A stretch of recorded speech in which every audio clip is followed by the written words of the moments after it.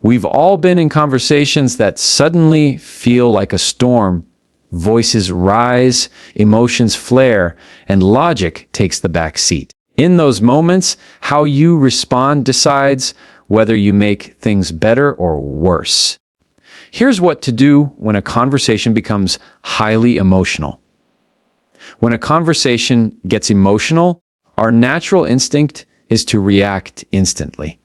Someone raises their voice, and our brain says, "All right, let's match that energy."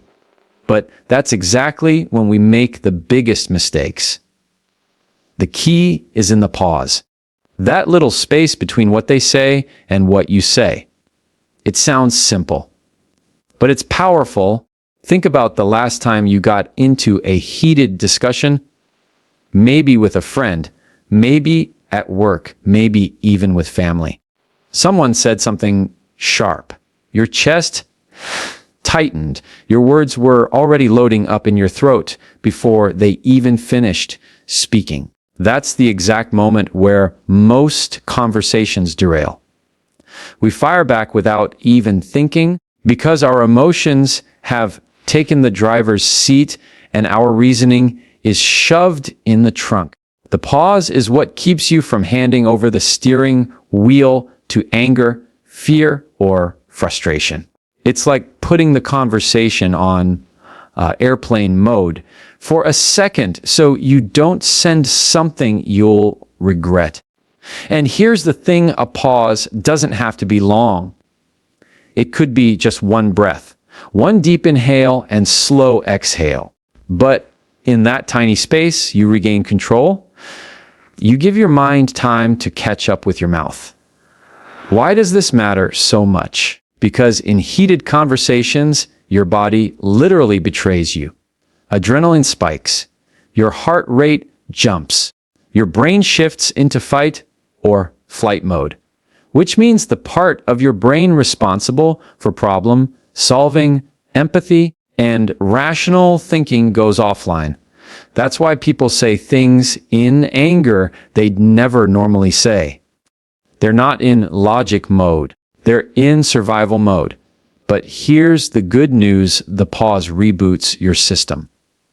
That breath, that silence, is like turning the Wi-Fi back on. Your brain has just enough space to say, wait, do I actually want to say this? Or am I just trying to win the moment? And often, the difference between deepening a relationship and damaging it forever comes down to that choice. Now, let's get practical. How do you actually pause when everything in you wants to fire back? One trick, focus on your body. Instead of rushing into words, notice your shoulders, drop them down. Notice your jaw, unclench it. Notice your hands, relax them. This pulls you out of fight mode and into aware mode. That physical awareness helps you stretch the pause long enough for your brain to reset. Another strategy, use silence as a tool. Silence feels uncomfortable in conversations, especially emotional ones, because we want to fill it. But silence is not weakness. It's strength. Silence says, I'm not controlled by your energy. I choose my response. And surprisingly, silence often makes the other person calm down faster than words do. They sense you're not escalating, so their brain has a chance to regulate too. And here's something interesting. Pausing doesn't just protect you from saying the wrong thing. It also communicates respect. When you don't jump to defend yourself instantly, it shows you're actually listening, that you're processing, that you care enough to think before you speak. That's powerful. People can feel that. And often, that's exactly what they needed in the first place, to feel heard, not attacked. I know what you might be thinking. But if I pause, won't they think I'm weak or that I don't have a response? No. Pausing doesn't make you weak. It makes you deliberate. Think about leaders you admire, people who carry presence in a room. They don't rush their words. They take their time. They pause, because pausing communicates confidence. It says, I'm not in a hurry. I'm not desperate to win this second. I'm steady. And yes, sometimes the pause will feel awkward. The other person might even try to push you to react faster. That's okay. Hold the pause anyway, because the point isn't to win speed, it's to win clarity. Imagine playing chess. If you make a move without thinking, you'll probably lose the game. Same with conversations. The pause is you studying the board before making your move. There's another benefit. Two, pausing creates space for empathy. When you don't immediately snap back, you can ask yourself, what's really going on for them? Why are they so fired up? You shift from being a fighter to being an observer. And often, you realize the argument isn't even about you. It's about their stress, their insecurity, their bad day. Without the pause, you'd miss that entirely. Let me give you a simple example. Imagine your partner says, "You never listen to me." Instantly, your brain wants to fight back. What do you mean, never? I always listen. But if you pause, even just 2 seconds, you might catch yourself and think, wait, if they're saying that, maybe they're feeling ignored. What's behind this? Instead of defending, you could say, I don't want you to feel that way. Help me understand when you feel I'm not listening. Boom. Whole different outcome. That's the power of the pause. Or take the workplace. Your boss criticizes a project you spent weeks on. You want to argue, defend, justify, but you pause.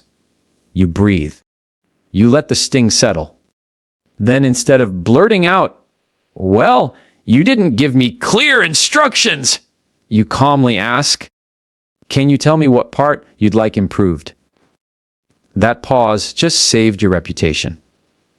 The funny thing is, the pause isn't natural.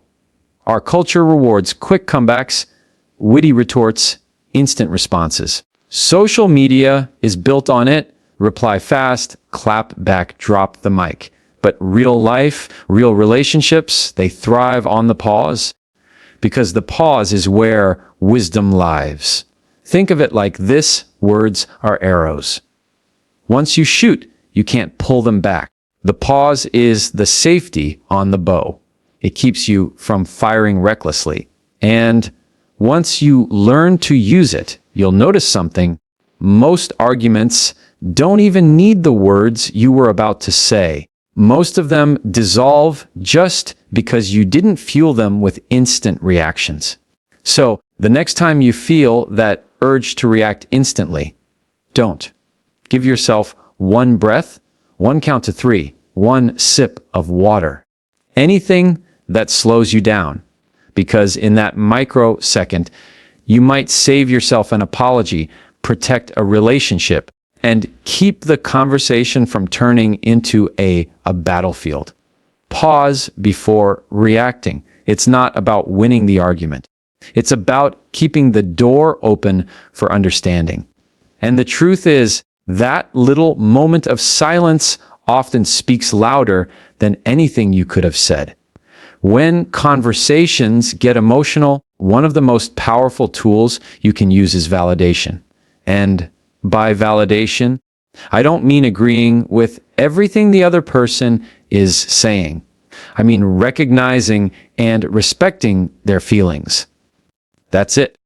Sounds simple, but in practice, it's one of the hardest things to do. Because let's be honest, when someone comes at us emotionally, our instinct isn't to validate, it's to defend, to argue, to prove why we're right and why they shouldn't feel the way they feel.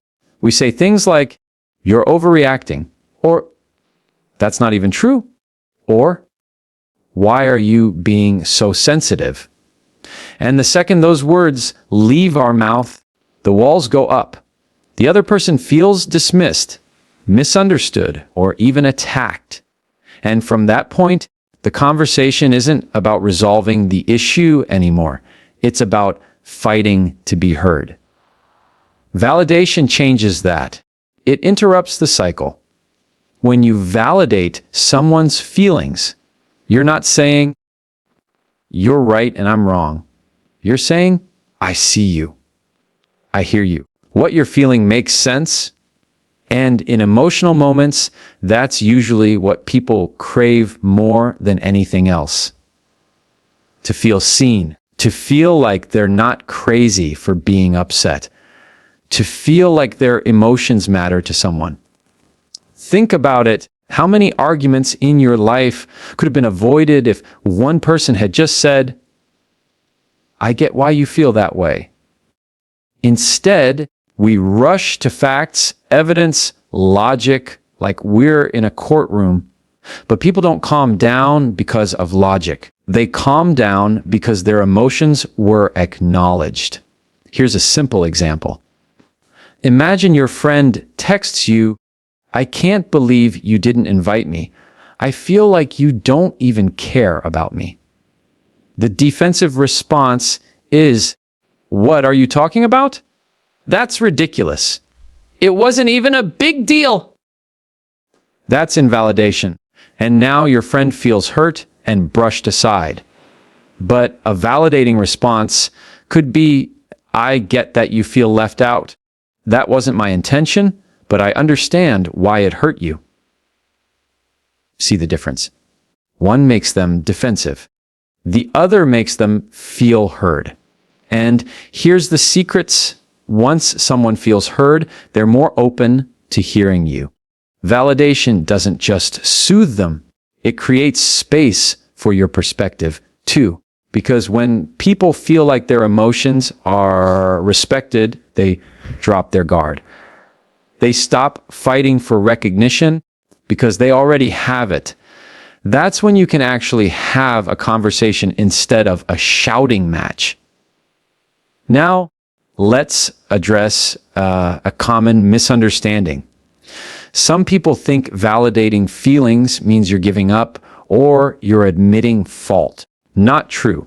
You can validate the emotion without validating the conclusion. For example, if your coworker says, "You embarrassed me in that meeting. You made me look bad in front of everyone." You might want to say, "That's not true. I was just clarifying the facts." But instead, you could say, "I can see how that might have felt embarrassing. That wasn't my intention." See what happened there? You acknowledged the feeling, embarrassment, without admitting you actually tried to embarrass them. You respected the emotion without surrendering your truth. Validation is also about language. Small phrases can change the whole tone. Words like, "I understand," "That makes sense," "I hear you," and "I can see how you feel that way" are bridges. They tell the other person, "You're not alone in this experience." Compare that to invalidating phrases like, "Calm down," "You're being dramatic," "That's not a big deal," or "You always make things up." Those are triggers. They pour gasoline on the fire. And here's the irony: when you don't validate someone, you often end up making the emotion worse. If they felt angry before, now they feel angry and dismissed. If they felt sad before, now they feel sad and unimportant.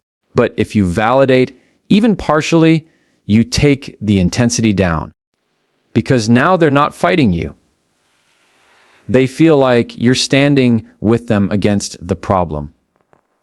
Let me share another example. Imagine your child storms into the house saying, "I hate school. Everyone's mean to me." The invalidating parent says, "You don't hate school. Stop being dramatic. Everyone gets along fine." The validating parent says, Sounds like you had a tough day. That must have felt really lonely.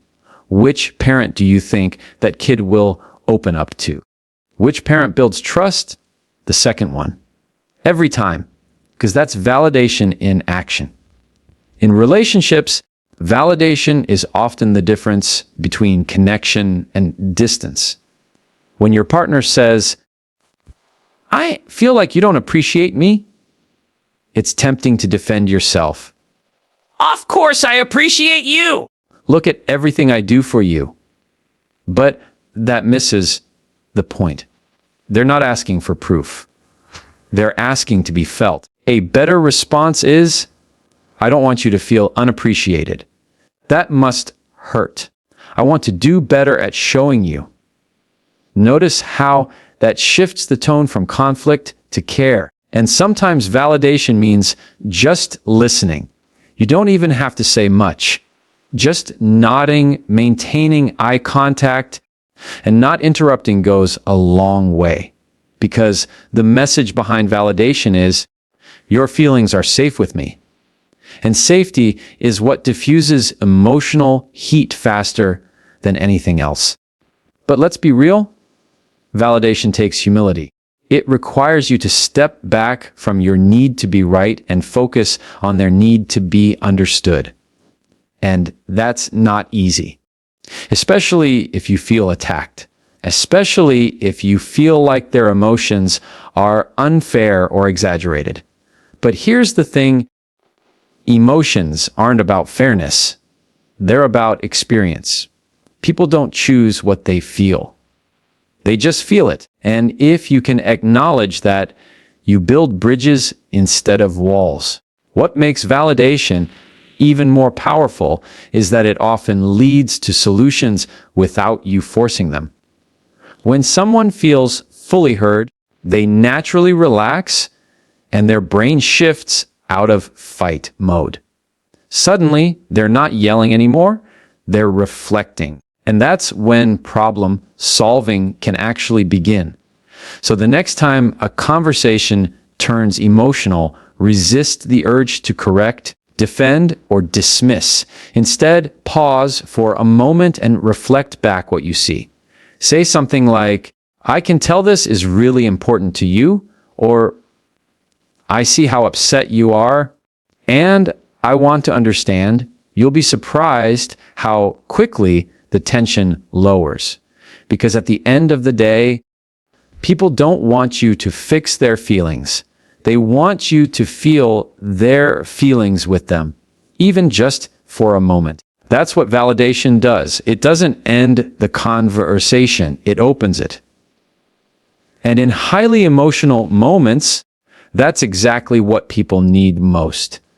When emotions rise in a conversation, the first thing that usually follows is volume. Voices get louder, sharper, more forceful. It's almost like people believe if they speak louder, their point will land stronger.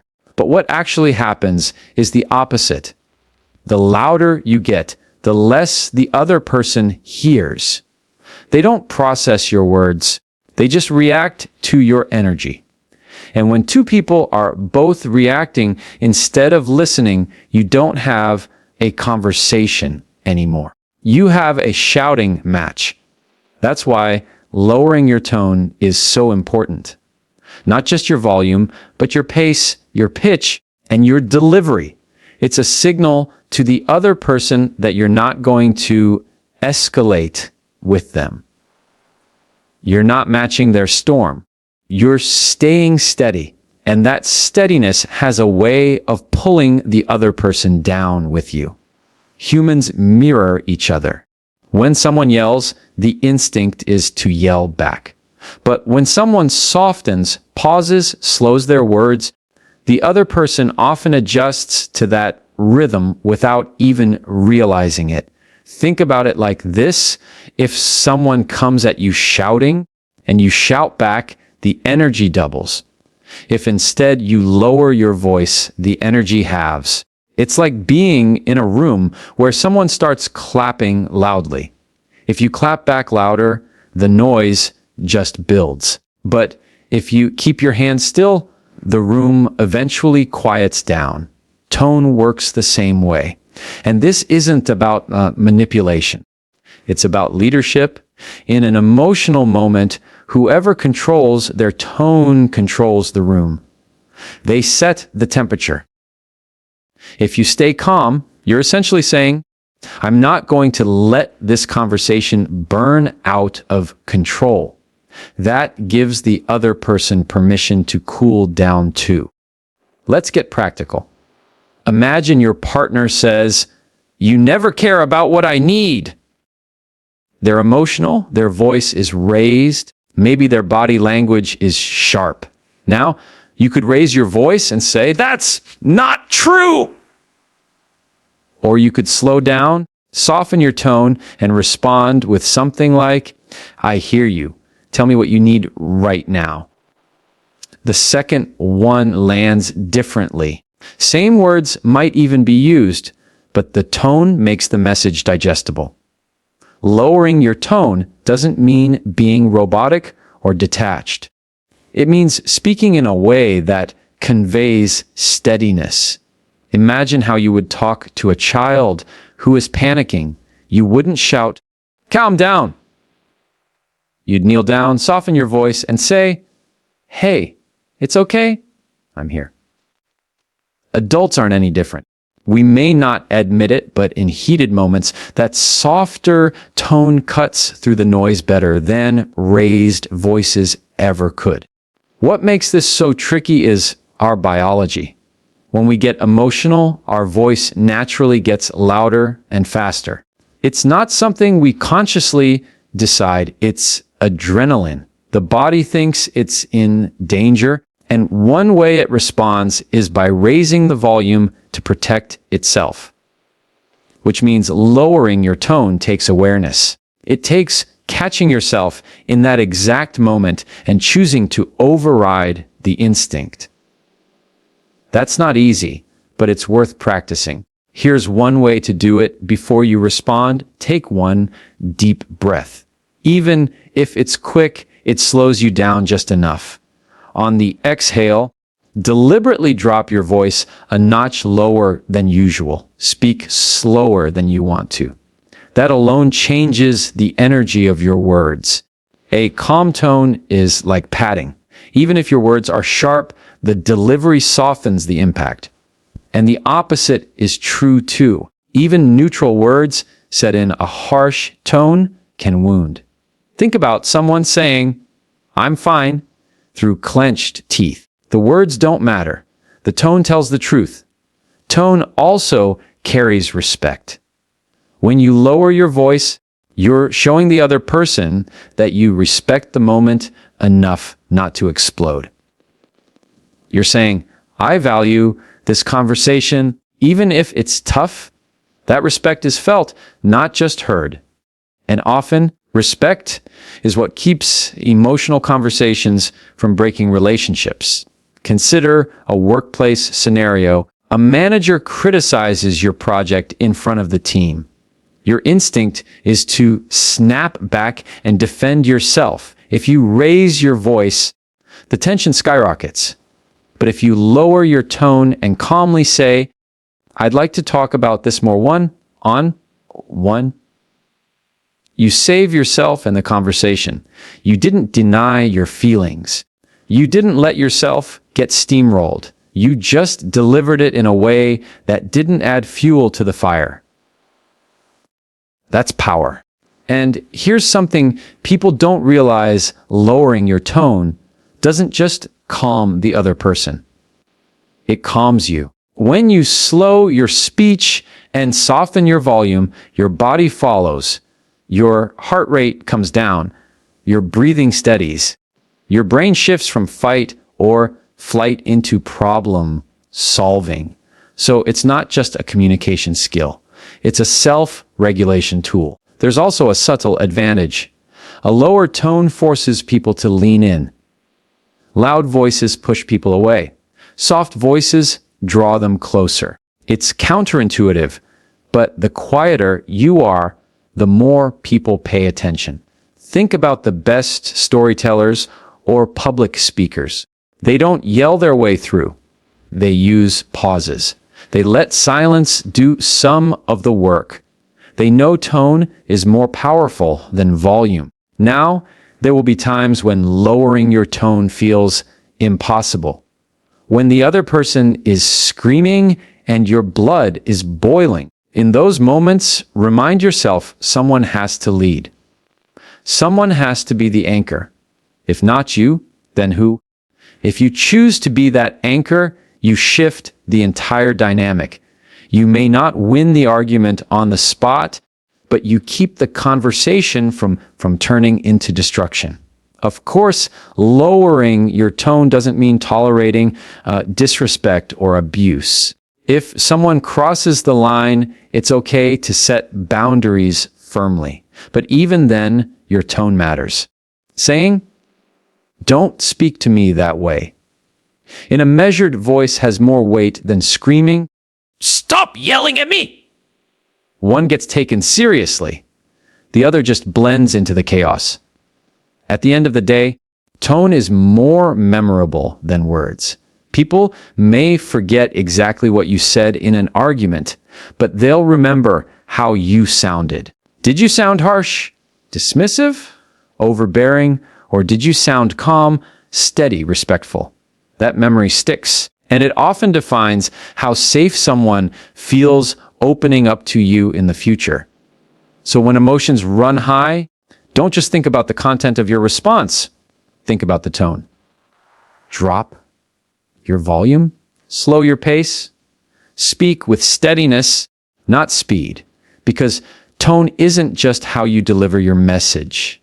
It is the message. And when your tone stays calm in the middle of chaos, you don't just save the conversation. You save the connection. When a conversation turns emotional, one of the easiest traps to fall into is assuming you know exactly what the other person means. You hear their words, you feel the heat behind them, and your brain fills in the blanks. But here's the problem. When emotions are high, words are rarely clear. People don't always say exactly what they mean. They exaggerate. They generalize. They lash out. And if you respond only to the surface of what they said, you often end up fighting about the wrong thing entirely. That's why asking clarifying questions is so important. It slows things down. It takes the conversation from reaction to exploration. And it signals to the other person that you actually want to understand, not just defend yourself. Think about how most arguments go. One person says, "You don't care about me." The other person hears that and immediately reacts with, "What are you talking about?" "Of course I care!" Then it turns into a back and forth about who cares more, when the truth is the first person might not have meant you don't care at all. They might have meant, "I feel overlooked lately," or "I need more attention right now." But that never comes out because no one paused to ask, "What do you mean by that?" Clarifying questions work like flashlights. They shine light into the corners of a conversation that are still dark and unclear. They help you separate the actual issue from the emotional storm around it. And often, once you know the real issue, it's not nearly as explosive as it first seemed. Here's an example. Say your coworker snaps at you, "You never support me in meetings." Instinctively, you want to fight back. "Never." "That's not true. I've supported you tons of times." But what if instead you ask, "Can you tell me what support would look like to you in a meeting?" That changes everything. Now the coworker isn't focused on proving their exaggeration of never. They're actually explaining what they need. Maybe they just wanted you to back them up once during a presentation. Suddenly, the problem is smaller, clearer, and solvable, all because of a question. Asking clarifying questions also helps cool down the emotional charge. Because the moment you ask, you shift the conversation from confrontation to curiosity. And curiosity is less threatening. When someone sees that you're genuinely trying to understand them, it takes away some of their need to fight. Their brain goes from battle mode to explain mode. And explanations are always calmer than accusations. The types of questions you ask matter. They should be open enough to invite real answers, but specific enough to keep the focus. Questions like, "What do you mean by that?" Or, "Can you help me understand what part upset you the most?" Or, "When you say you feel ignored, what moments stand out to you?" These are invitations. They don't challenge the person. They guide them deeper. Compare that to defensive questions like, "How can you say that?" Or, "Why are you always blaming me?" Those aren't really questions. They're attacks disguised as questions.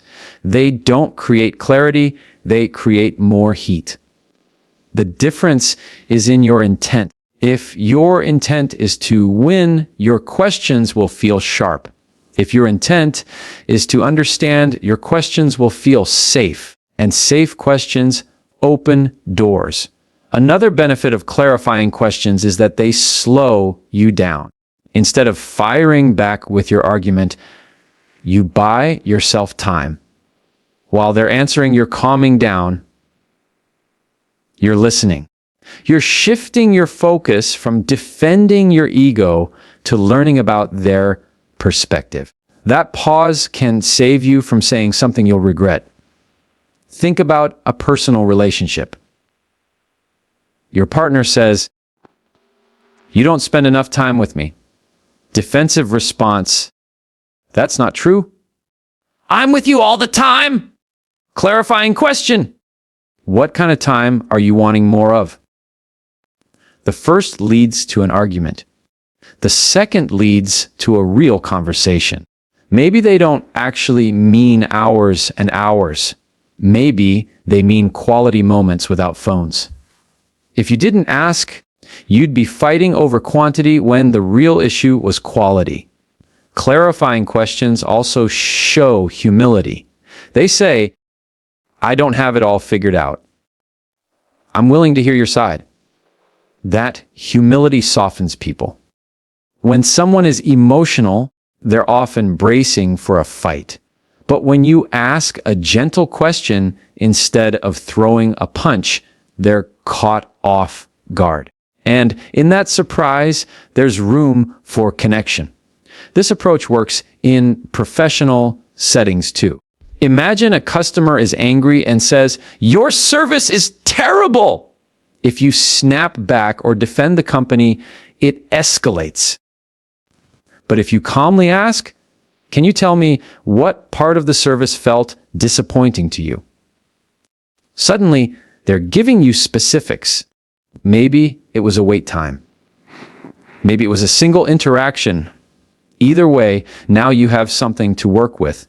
And often, just the act of asking makes them feel respected, which lowers the intensity.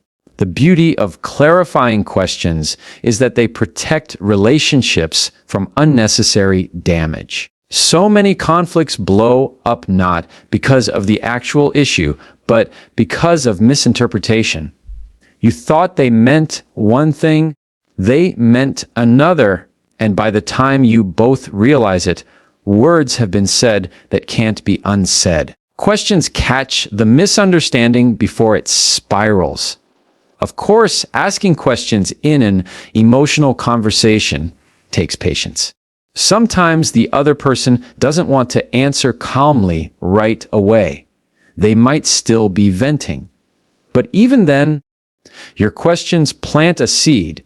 They show that you're approaching this with openness, not hostility. And that seed often grows into a calmer, more constructive exchange once the initial wave of emotion passes. One thing to remember is your tone when you ask. A clarifying question asked sarcastically, "Oh, really? What do you mean by that?" isn't clarifying at all. It's mocking. But the same words, said softly, with eye contact and genuine curiosity, can change everything. So it's not just the question itself, it's the spirit behind it. And don't underestimate the power of listening to the answer fully. Sometimes people ask clarifying questions just to check a box. Then they cut off the answer or prepare their rebuttal. That defeats the whole point. If you ask, you have to listen. You have to let their explanation sink in before you decide how to respond. Because sometimes their answer might dissolve the whole conflict. Other times, it gives you the clarity you need to respond respectfully. Either way, it's a win. At the end of the day, emotional conversations are messy because emotions cloud meaning. Clarifying questions are your way of clearing the fog. They don't just help you understand. They make the other person feel understood. And when people feel understood, they stop shouting to be heard. So next time someone throws an emotional statement your way, resist the urge to snap back or defend yourself instantly. Instead, lean in with curiosity. Ask them what they mean. Ask them what's most important to them in this moment. Ask them to help you see what they see, because in those questions lies the bridge between conflict and connection. One of the biggest mistakes people make in emotional conversations is mixing up the person with the problem. When tensions rise, it becomes so easy to see the other person as the enemy instead of remembering that the real issue is something separate. You start attacking their character, their personality, or their history instead of focusing on the specific challenge in front of you. And the second that happens, the conversation stops being about solving a problem and starts being about defending identities. That's where relationships get damaged. Think about an argument where someone says, "You're so lazy. You never help around here." That's not attacking the problem. That's attacking the person. The problem might be that chores aren't balanced or that someone is feeling overwhelmed, but the words target the individual's character. And when you go after someone's character, they're not going to think, "Oh, you're right, let me do more." They're going to think, "I have to defend myself now." And suddenly, the original problem gets lost in the battle to protect dignity. Separating the person from the problem is about keeping the focus where it belongs. It's about saying, "You're not the issue. The issue is the issue." That sounds simple, but in practice, it takes discipline. Because when we're upset, our frustration doesn't always know how to separate. It spills over, and instead of saying, "This behavior hurt me," we say, "You're hurtful." Instead of saying, "This situation is unfair," we say, "You're unfair." Those little shifts in wording make a massive difference in how the other person receives the message. One of the best ways to separate the two is to describe what happened, not who they are. For example, instead of saying, "You're disrespectful," say, "When you interrupted me, I felt disrespected." The first one labels the person as a disrespectful human being. The second one highlights a specific behavior and how it affected you. That keeps the focus on the problem being interrupted. Without tearing down their identity, it gives them something they can actually fix. Because you can't fix being disrespectful as a label, but you can work on not interrupting as a behavior. This matters so much in relationships, whether at home or at work, because once people feel personally attacked, their walls shoot up. They're no longer listening to the concern. They're strategizing their defense. And while they're defending, nothing gets solved. But if they feel like you're standing shoulder to shoulder with them against a shared problem, the energy shifts. You're no longer opponents, you're teammates. And teammates can tackle problems together. Let's look at a work example. Say your colleague misses a deadline that affects your project. If you say, "You're unreliable," you've attacked their identity. They'll get defensive, maybe bring up times when they did deliver, maybe start attacking you back. But if you say, "When the deadline was missed, the project got delayed, and I felt stressed trying to catch up," now you've kept the focus on the missed deadline, the problem, without labeling them as a person. That opens the door for a solution.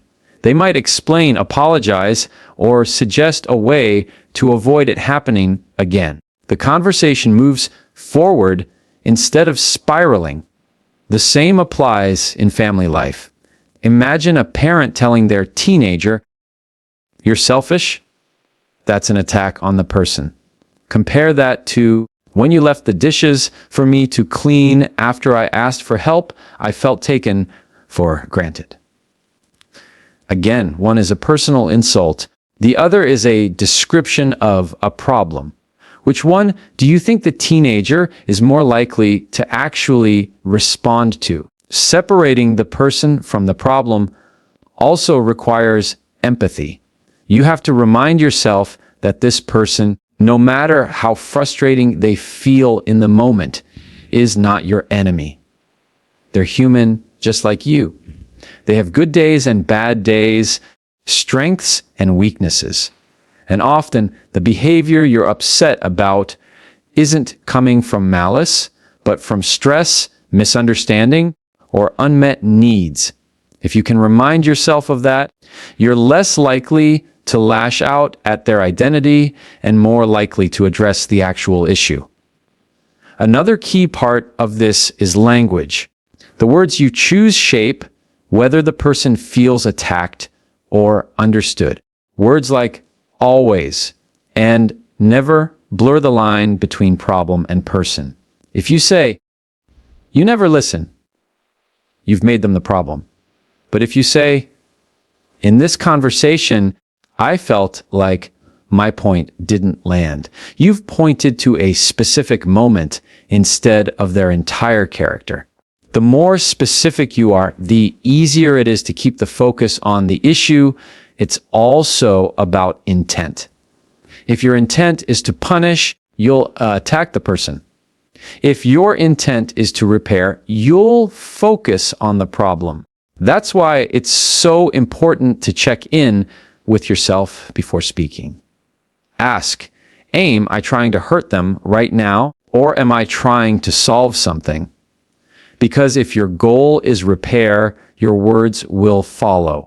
One of the most powerful ways to put this into action is to literally imagine the problem as an object sitting on the table between you. You and the other person are not across from each other fighting.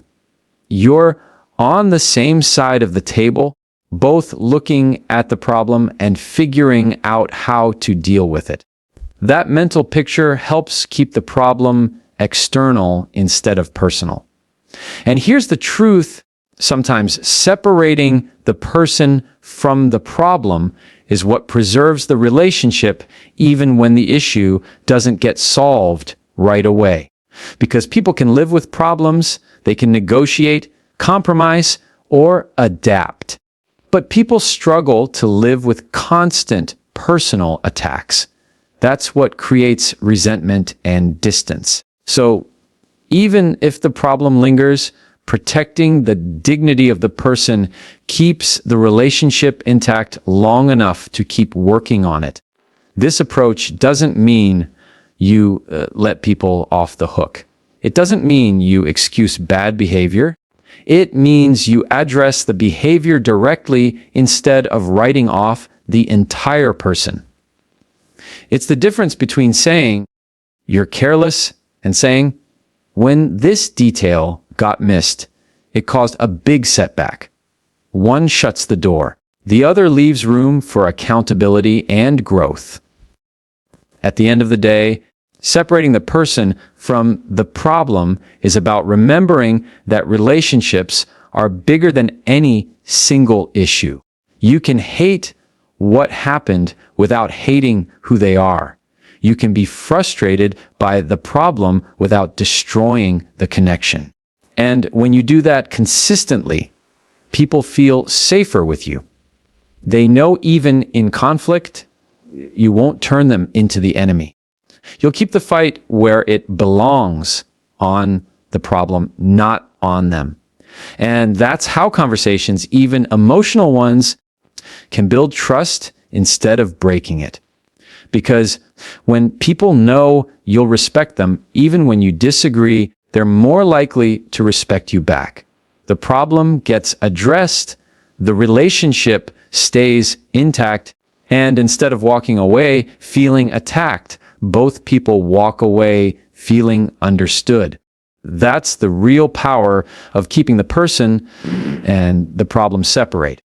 There's a moment in every emotional conversation where you realize no matter what you say, it's not landing. You've tried to stay calm, you've lowered your tone, you've even asked clarifying questions, but the energy is still spinning out of control. The other person isn't hearing you, you're not hearing them, and everything is just getting hotter. That's when the smartest move isn't to push harder, it's to step away. Knowing when to step away doesn't mean giving up. It doesn't mean walking out forever. It means recognizing that in this exact moment, continuing the conversation is only going to cause damage. Sometimes the bravest, strongest thing you can do is pause the exchange before it reaches the point of no return. The reason this is so powerful is because of how emotions work. When someone is flooded with anger, frustration, or hurt, their brain literally can't process logic. It's like trying to pour water into a glass that's already overflowing. It just spills everywhere.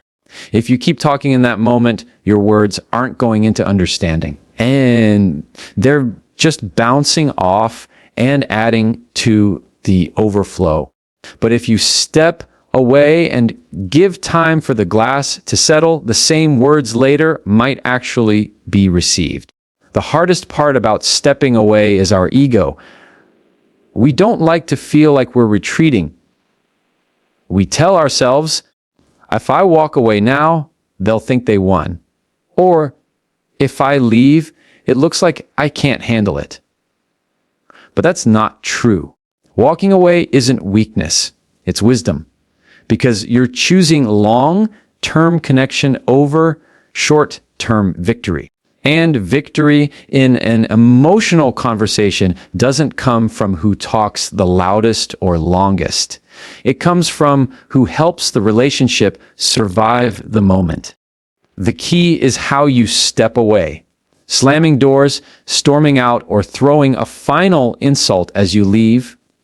That's not stepping away. That's escalating in disguise. Real stepping away is calm, respectful, and clear. It sounds like, I want to keep talking about this, but I don't think either of us is in the right headspace right now. Let's take a break and come back to it. That kind of exit doesn't shut the door, it keeps it open. It communicates care for the relationship and the conversation, just not in this exact heated second. Stepping away is also about protecting yourself. If you know you're about to say something sharp, cruel, or permanent just to get the upper hand, that's the time to step back. Because once words leave your mouth, you can't pull them back. Apologies can help, but scars remain. Walking away in that moment isn't running. It's protecting the bond you care about. You're essentially saying, I'd rather pause than say something that will haunt us later. This skill is especially important in close relationships. Couples, family members, best friends, they know each other's weak spots. In the heat of anger, those weak spots become targets. If you stay in the fight too long, it's almost inevitable that someone will hit below the belt. And those below the belt words linger long after the fight ends. Stepping away before it gets to that point is an act of love. You're choosing the relationship over the impulse to score a point. It also applies in professional life. If a meeting gets tense and you feel yourself losing patience, it's better to say, let's revisit this tomorrow when we've both had a chance to think it over, than to explode in front of colleagues. People will remember that you stayed composed and professional. They won't see you as weak. They'll see you as someone who knows how to manage conflict maturely. Of course, stepping away doesn't mean avoiding forever. That's the difference between healthy space and unhealthy avoidance. If you never return to the conversation, the problem festers. It grows bigger in the silence. So the key is to step away with the intention to return. You cool down, they cool down, and then you come back ready to actually solve the issue. That's the cycle. Pause, breathe, return. Timing matters too. You don't have to wait hours or days if it's not necessary. Sometimes just 10 minutes apart can make all the difference. Other times, especially for big conflicts, it might take a day. What matters most is that both people get the space they need to calm their nervous system so they can actually listen again. When you step away, it helps to have a plan for how you'll regulate yourself. Because if you leave and just stew in anger, replaying the fight over and over in your head, you're not cooling down. You're just marinating in frustration. Instead, do something that genuinely brings your energy down. Take a walk. Breathe deeply. Journal. Pray. Call a friend who will calm you, not hype you up. The point of the break isn't to rehearse your next argument. It's to reset so you can come back with clarity. It's also worth noting that stepping away isn't only for you. Sometimes the other person desperately needs that break too. They may not have the awareness or the strength to say it, but if you create the pause, you give them a gift, space to process without pressure. And when they come back, they're often more grounded, more open, and more willing to listen. One thing to watch out for is using stepping away as an excuse to avoid hard conversations altogether. That's not healthy. That's just procrastination dressed up as maturity. The difference is whether you return. True stepping away is temporary. It's a strategy for the moment, not a permanent escape. It should always be paired with, let's finish this later, and then actually following through. What you'll find over time is that stepping away doesn't just protect conversations, it builds trust. When people see that you're willing to pause instead of explode, they start to feel safer with you. They know even in conflict, you won't burn everything down. That safety becomes the foundation for deeper, healthier connections. And here's something interesting. Sometimes stepping away solves the problem without you even talking again. Space gives people perspective. They reflect. They realize maybe they overreacted, or maybe they see their part more clearly. So when you come back, the issue feels smaller. That clarity often never arrives if you keep hammering at the argument in the moment. At the end of the day, knowing to step away is about wisdom. It's about recognizing that conversations aren't won in the heat of the moment. They're won in the coolness of reflection. It's about trusting that silence and space can do more for resolution than shouting ever could. So the next time you feel the fire rising, ask yourself, is anything productive happening right now? Or are we just hurting each other? If it's the second, step away. Not because you're weak, not because you're running, but because you care too much about the relationship to let one emotional moment wreck it. At the end of the day, every emotional conversation is really a test, not of who's right, not of who's louder, but of who has the discipline to keep the relationship intact while still addressing the problem. Pausing before you react, validating feelings, lowering your tone, asking the right questions, separating the person from the problem, and stepping away when needed. These aren't tricks, they're tools.